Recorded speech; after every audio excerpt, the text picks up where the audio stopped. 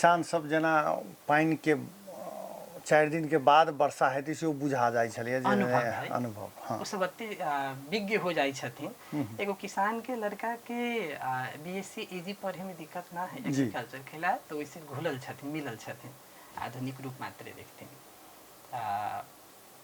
वही प्रकार से धीरे धीरे सब प्रिडिक्शन सब एकदम घटित होए लगले 100% एक्यूरेट होए लगले। तब राजनीतिक भविष्यवाणी हम करे लगली। राजनीतिक भविष्यवाणी वो सब सही सही उतरले। अच्छा अब त बहुत एहन प्रिडिक्शन सब लिस्ट ऑफ प्रिडिक्शन है जो 100% घटित भेल है। समाज देखले छथिन वो चीज के अनुभव कैले छथिन।